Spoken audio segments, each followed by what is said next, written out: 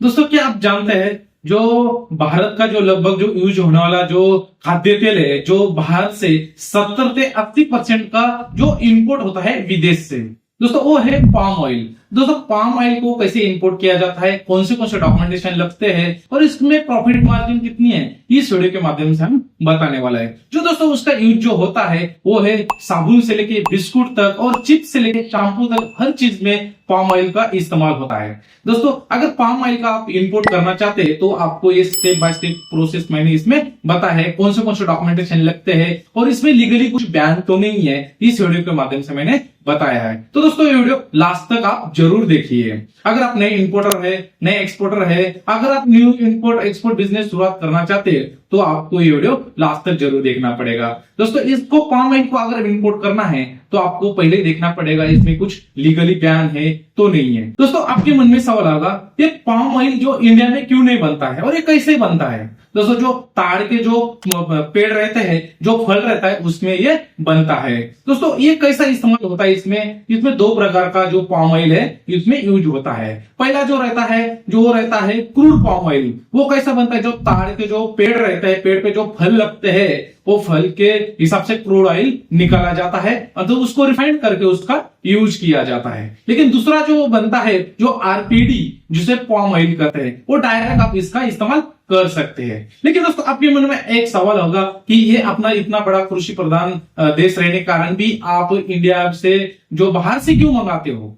तो दोस्तों, ऐसा नहीं है कि इसमें इसका क्लाइमेट जो रहता है, जिसका वातावरण पे डिपेंड रहता है ये कैसे बनता है, क्योंकि इंडिया में उसका जो क्लाइमेट है वो बनता नहीं है, उसका टाइम पीरियड भी ज्यादा रहता है। अगर ताड़ के पेड़ अगर लगाना है तो इसको टाइम पीरियड भी बहुत ज्यादा है। अगर आप देखेंगे तो इसको 4 से 5 साल लगता है इंडिया में बनने के लिए, क्योंकि मौसम पे डिपेंड करता है। इसका क्लाइमेट अच्छा रहा तभी बनता है। लेकिन अगर आप उसी टाइम में अगर देखेंगे तो इसमें जो अपना जो सोयाबीन और जो सरसों का जो तेल रहता है वो अपने 2-3 महीने में बन जाता है। इसलिए पाम ऑयल की इतनी डिमांड क्यों है, क्योंकि इंडिया में बनता नहीं है। इसलिए इंडिया में नहीं बनता, इसके लिए इसमें ये सबसे ज्यादा यहाँ पे डिमांड है। इसका सबसे ज्यादा इस्तेमाल भी इंडिया में होता है। बहुत सारे इंपोर्टर मुझे पूछते हैं कि ये पाम ऑयल अगर हम इंपोर्ट कर रहे हैं तो इसमें लीगली कुछ बैन तो नहीं है। दोस्तों, इसमें लीगली कोई बैन नहीं है। गवर्नमेंट आपको कहती है कि आप ये पूरी तरह से लीगल है, आप आसानी से इसको इंपोर्ट कर सकते हो। लेकिन गवर्नमेंट इसमें समय समय पर जो इंपोर्ट ड्यूटी है उसमें चेंजेस कर सकती है कुछ, क्योंकि इसमें जो किसान जो रहता है, किसान का कुछ नुकसान नहीं होना चाहिए, इसलिए इसमें कुछ पाबंद भी लगाया जाता है। वो समय समय पर उस पर निर्भर करता है कि इंपोर्ट ड्यूटी कम ज्यादा होती रहती है। कभी कभी गवर्नमेंट क्या करती है, जो रिफाइंड जो पाम ऑयल रहता है उसको रिस्ट्रिक्टेड एरिया में उसको डाल दिया जाता है, क्योंकि उसमें अगर आपको इंपोर्ट करना है तो उसमें कुछ लाइसेंस भी लगते हैं। लेकिन वो समय समय पे निर्भर करता है, क्योंकि किसानों को नुकसान न हो पाए, इसलिए वो आपको जब भी इंपोर्ट करते तो आपको डीजीएमटी पे कभी भी उसमें नोटिफिकेशन या उसमें क्रूड ऑयल का जो पाम ऑयल है उसमें कुछ चेंजेस हुए क्या वो देखना चाहिए। जो आपका सीएच है उनको पूछना चाहिए, भाई हम पाम ऑयल इंपोर्ट करना चाहते हैं लेकिन इसमें कुछ चेंजेस हुए क्या, इंपोर्ट ड्यूटी में कुछ चेंजेस हुए क्या, और ये सब आपको उसको जो आपका सीएच रहता है उसको पूछना चाहिए। दोस्तों, आपके मन में सवाल होगा हम इंपोर्ट करना चाहते हैं पाम ऑयल का, लेकिन कौन सी कंट्री से इंपोर्ट करें। दोस्तों, ऐसी 2 कंट्री है जो सबसे ज्यादा उनका इंडिया में इंपोर्ट होता है, 85% वो है एक्सपोर्ट करता है। ऐसी 2 कंट्री है दोस्तों, वो है इंडोनेशिया। यहाँ से सबसे बड़ा जो इंपोर्ट जो होता है भारत से ये इंडोनेशिया से होता है और बल्क में ये देते भी है। दोस्तों, उसी साथ में मलेशिया है। मलेशिया ऐसी एक कंट्री है, ये क्वालिटी वाला पाम ऑयल जो है एक्सपोर्ट करता है और इंडिया में सबसे ज्यादा इसका इंपोर्ट भी होता है। मलेशिया से जो इंपोर्ट होने वाला जो पाम ऑयल रहता है वो क्वालिटी वाला और लॉजिस्टिक के लिए अपनों को जो पड़ता है वो इसमें आता है। जब आप इंपोर्ट करते हो तो आपको क्या करना चाहिए, मलेशिया और इंडोनेशिया का 2 कंट्री को टारगेट करके वहां से आपको इंपोर्ट करना रहता है। जो मलेशिया का जो पाम ऑयल जो रहता है, क्रूड ऑयल जो आता है जो इंडिया में, वो क्वालिटी वाला और लॉजिस्टिक्स में जो अपना बेहतर मिलता है। जो सबसे ज्यादा जो खरीदी करने वाला जो आता है टॉप में वो है भारत देश। अपना सबसे ज्यादा पाम ऑयल जो है इंपोर्ट करता है। उसी के साथ में दोस्तों चीन, यूरोप, अमेरिका, इन कंट्री में भी सबसे ज्यादा जो पाम ऑयल है वो जाता है। ये भी इंपोर्ट इन कंट्री को होता है। लेकिन दोस्तों, ये किस लिए इस्तेमाल करते हैं इन कंट्री को, बायोफुल और कॉस्मेटिक्स के लिए इसका इस्तेमाल बेहतरीन होता है इन कंट्री को। दोस्तों जब आप इंपोर्ट करते हो तो आपको एचएस कोड का भी आपका गुड्स का मालूम रहना चाहिए। आपका कौन सा गुड्स है, उसका एचएस कोड कौन सा आता है, ये आपको नॉलेज रहना चाहिए। जब आप बिल ऑफ एंट्री फाइल करता है आपका सीएचओ तो आपको एचएस कोड की डिमांड करता है, दोस्तों आपको भी मालूम रहना चाहिए। तो जो क्रूड पाम ऑयल रहता है उसका एचएस कोड आता है 15111000, ये क्रूड ऑयल का जो है एचएस कोड आता है। इसमें दूसरा जो रहता है उसमें आरपीडी में उसका इस्तेमाल होता है, जो दूसरा जो रहता है वो डायरेक्ट सीधा उसका इस्तेमाल होता है। तो वो कौन सा रहता है 15119010, ये एचएस कोड आपका जो रहता है आरपीडी इसके अगेंस्ट में आता है, इसमें उसका इस्तेमाल होता है। जो क्रूड ऑयल नहीं रहता है ये सीधा इसका आप यूज करने के लिए इसका इस्तेमाल होता है। दोस्तों जब आप इंपोर्ट करते हो तो इंपोर्ट करने के बाद में अगर आपने क्रूड ऑयल यहाँ पे मंगाया और इसमें आप री एक्सपोर्ट भी कर सकते हो। अगर आपको ये कोई बताता नहीं है कि इसको कैसे री एक्सपोर्ट किया जाता है, दोस्तों इसमें री एक्सपोर्ट करके जो यहाँ पे ट्रेडर रहते हैं ट्रेडिंग करके अच्छा खासा मुनाफा कमाते हैं। लेकिन आप कैसे इसका कर सकते हो, आपने इंपोर्ट करना रहता है, पहला इंपोर्ट हो गया, कस्टम क्लियरेंस हो गया, उसके बाद में री एक्सपोर्ट कहाँ कर सकते हो, वो आता है भूटान, नेपाल, बांग्लादेश, जो अपनी नजदीकी कंट्री है। इन पाम ऑयल का बहुत सारा यहाँ पे डिमांड है और अच्छा खासा यहाँ से आप मुनाफा भी कमा सकते हैं। ये नजदीकी रहने के कारण आप इंपोर्ट करके यहाँ से आप इनको एक्सपोर्ट भी कर सकते हो। दोस्तों ये बहुत सारा यहाँ से मुनाफा वाला प्रोडक्ट है लेकिन कोई बताता नहीं है। जब दोस्तों आप इनका एक्सपोर्ट करते हो इन कंट्री को या इनको भेजते हो तो आपको इसमें जो गवर्नमेंट का जो एडवांस ऑथराइजेशन लाइसेंस का भी इसमें स्कीम का आप इस्तेमाल करके अच्छा खासा इसमें आपका फायदा हो सकता है। अगर इन कंट्री को अगर आप बेचते हो तो आपको इसमें इम्पोर्ट ड्यूटी में भी कुछ छूट मिलती है, क्योंकि इसमें ट्रेड एग्रीमेंट भी रहता है तो आपको इसमें बहुत सारा प्रॉफिट भी हो जाता है। इसमें इम्पोर्ट ड्यूटी में वो आपको लगभग बहुत सारी छूट मिल जाती है। दोस्तों आपको पाम ऑयल का इंपोर्ट करना है तो आपको कुछ डॉक्यूमेंटेशन भी बनाना पड़ता है। सबसे पहले तो आपके पास एक प्रॉपर्टी या एलएलपी या प्राइवेट लिमिटेड कंपनी रहना चाहिए। उसके साथ में आपको आईसी कोड लगता है, इंपोर्ट एक्सपोर्ट कोड। इसके बिना आपका जो इंपोर्ट है वो होता नहीं है और एक्सपोर्ट भी होता नहीं है। उसके साथ में दोस्तों आपके पास एक जीएसटी नंबर चाहिए, एक पैन कार्ड चाहिए और आपके पास एक बैंक का एडी कोड भी चाहिए। तो उसी के साथ में आपको सर्टिफिकेट ऑफ ओरिजिन भी लगता है। इसमें आपको ड्यूटी में कुछ छूट भी मिलता है। अगर आप फ्री ट्रेड एग्रीमेंट का कुछ बेनिफिट लेते हो तो उसमें भी आपको इसमें बेनिफिट मिलता है और कौन से कंट्री से ये इंपोर्ट हो रहा है और उसमें मेंशन रहता है, तो आपके पास एक सर्टिफिकेट ऑफ ओरिजिन भी लगता है।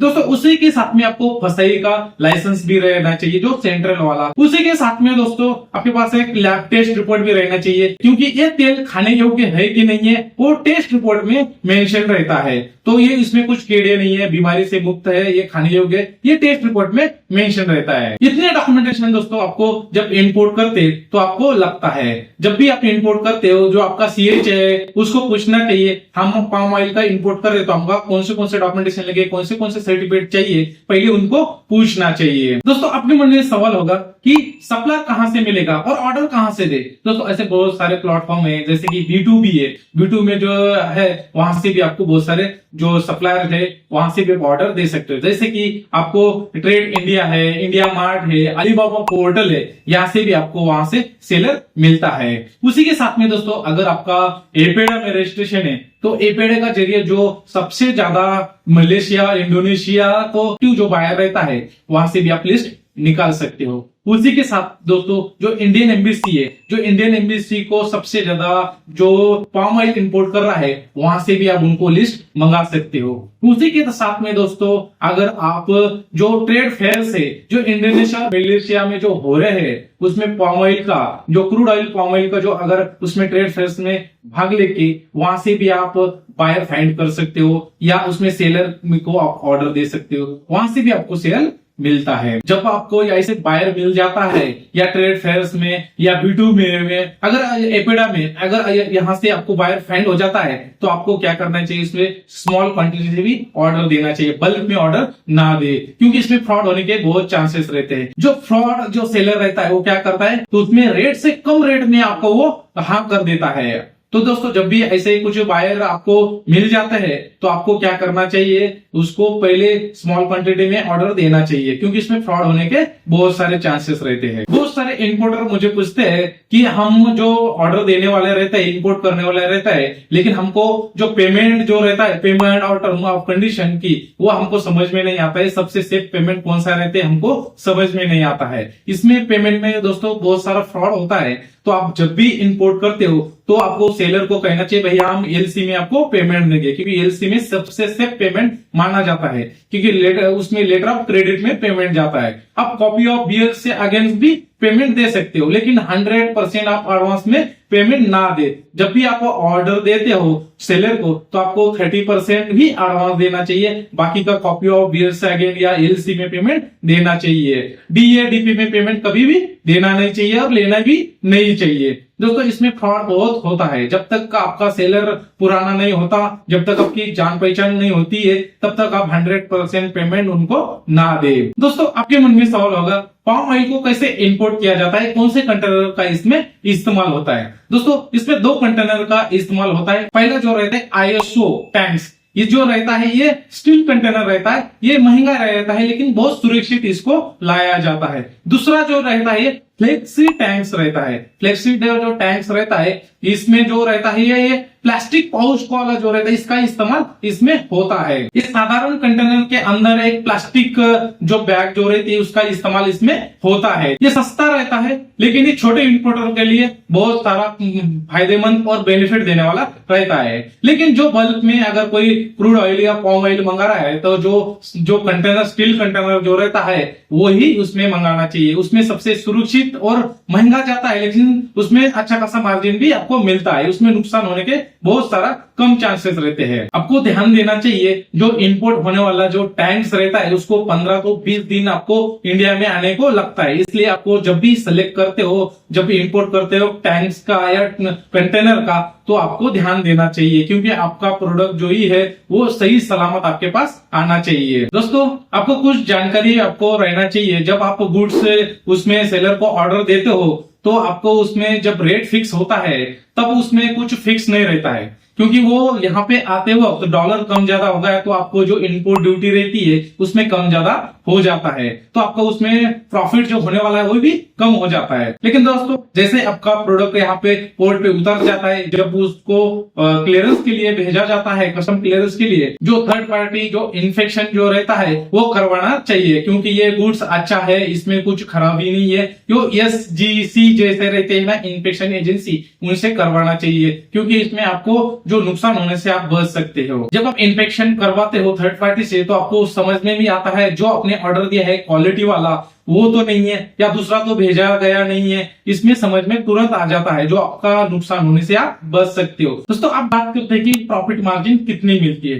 दोस्तों पाम ऑयल में ज्यादा प्रॉफिट मार्जिन मिलती नहीं है, लेकिन ये बल्क रहने के कारण इसमें अच्छा खासा इसमें प्रॉफिट मार्जिन मिलता है। लेकिन कम से कम अगर देखेंगे तो इसमें 3% है तो 7% आपको इसमें प्रॉफिट मार्जिन मिलता है। लेकिन अगर आप बल्क में करते हो तो उसमें अच्छा खासा आपको इसमें प्रॉफिट मार्जिन मिलता है। दोस्तों प्रॉफिट मार्जिन की अगर आप एग्जांपल दूं तो क्या रहता है, अगर आपको 20 टन का अगर आपने क्रूड ऑयल उसमें मंगाया है पाम ऑयल, तो उसमें क्या रहता है आपको उसमें पर किलो के हिसाब से आपको 3 रुपए से 4 रुपए में उसमें आपको प्रॉफिट मार्जिन मिला। तो उसमें दोस्तों 20 टन उसमें गुड्स रहता है आपका जो पाम ऑयल, तो उसमें आपको 60,000 तो 80,000 उसमें मिल जाता है। लेकिन दोस्तों महीने के उसमें 50 से 60 कंटेनर अगर हो रहे, 50-100 कंटेनर हो रहे, तो आप लगभग लगा सकते हो कि आपको इसमें कितना अच्छा खासा प्रॉफिट मार्जिन मिलता है। दोस्तों बल्क में इसमें बहुत सारा इसमें मुनाफा ट्रेडर जो रहते हैं वो कमाते हैं। जो ट्रेडिंग करते हैं, जो इंपोर्ट करते हैं, वो जो यहाँ पे जो लोकल रहता है वहां उसको बेच देते हैं इंपोर्ट करके, वहां से बहुत सारा जो प्रॉफिट है वो कमाते हैं। बहुत इजी है दोस्तों इंपोर्ट करना। पहले तो आपको प्रॉपर्टी या LLP कंपनी रजिस्ट्रेशन करके जो इंडोनेशिया मलेशिया से उसमें जो प्राइस सेलेक्ट करना पड़ता है, कैसे सेलर को ऑर्डर देना है, CPR में आप दे सकते हो। बैंक से LC की बात करना चाहिए, बैंक में पेमेंट कैसे देना है, LC का है तो LC की बात बैंक में करना चाहिए। उसी के साथ में आपका माल यहाँ पे आ गया तो यहाँ से कस्टम्स क्लियरेंस करके जो आपका CHA रहता है वो करवा देना चाहिए। जो मैन्युफैक्चर कंपनी है यूज को आपको ये माल बेच देना चाहिए। बहुत सरल सरल जो स्टेप्स है अगर आप देखेंगे तो इसमें बहुत इजी है इनपुट करना। बस आपको सही नॉलेज, सही गाइडेंस, सही सीएचए की आपकी जरूरत रहती है। और इसमें क्वालिटी आपको मेंटेन करना पड़ता है। जो क्वालिटी वाला जो सबसे ज्यादा मलेशिया में मिलता है, तो क्वालिटी वाला अगर प्रोडक्ट आप इंपोर्ट करते हो तो अच्छा खासा इसमें मुनाफा भी कमा सकते हो। तो दोस्तों अगर आपको ये जानकारी काम की लगी तो आप वीडियो को लाइक जरूर करिए और कमेंट में जरूर पूछिए जो आपका सवाल है, और उन दोस्तों को तो शेयर करिए जो इंपोर्ट एक्सपोर्ट बिजनेस शुरुआत करना चाहते हैं। दोस्तों मैं हर कमेंट का आपको जवाब देने का भी कोशिश करूंगा दोस्तों, लेकिन चैनल को सब्सक्राइब करना ना भूलिए। मिलते दोस्तों अगले वीडियो में, तब तक के लिए जय हिंद।